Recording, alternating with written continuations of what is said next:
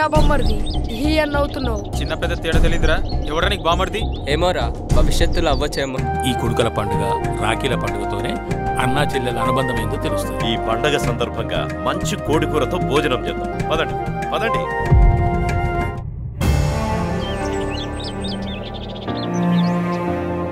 వద్దు, ఆగు. అమ్మా, నీకు కథలు బాగా ఎక్కువై. అమ్మ తలుపు తీయే. ఈడేరున్నావు లగ్గం ఎప్పుడు పెట్టుకున్నావు? ఓ పుల్లమ్మా, ఏ లేవు. పిల్లలు కూడా తనకు పెద్ద పెద్ద సూపు తెప్పించుకుంటున్నారు. నీకు అది కూడా తెలియదా? నీ మంచి కోసం చెప్పిన ఇంటైదు లేకపోతే లేదు. నాదే పోయి యాడి పోయినా ఎవరితో సరసాలాడుతున్నావు? అది కాదే, వయసు అయిపోయి ఏదో నోటు దూరం పానం అల్కగా అవుతుంది. అట్ట తిరిగి నలుగురితో మాట్లాడొస్తున్నా అంతే. చాలే సాంపడం.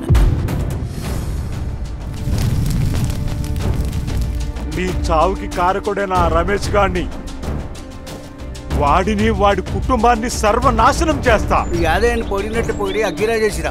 యాదన్నా, నువ్వెంతో అదృష్టవంతుడివే. దేనికి పుల్లన్న?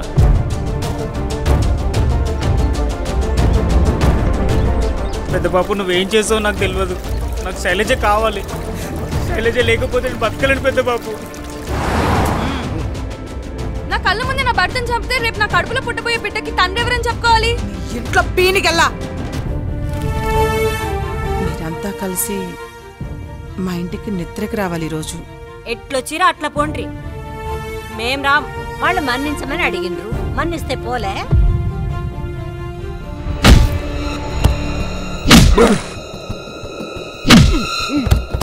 ఏంటిరా ఈ గొడవ?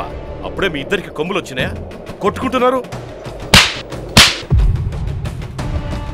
గట్లు కానొస్తాయి గాని గట్లు కానొస్తాయా? నువ్వేందయ్యా చిన్న పిల్లగాని లెక్క ఏడుస్తున్నావు? పీకల దాకా తాగొచ్చినావా? మనసు ఎరిగింది మత్తులకు పోయినా. ఈ దాంట్లో తప్పేముందే?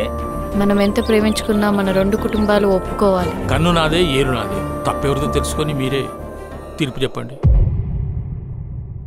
వెయ్యేళ్ళు ఉన్నా ఏరు తప్పదు కొడుక, నూరేళ్ళు ఉన్నా సావు తప్పదు కొడుక. నేనెళ్ళిపోతున్నారా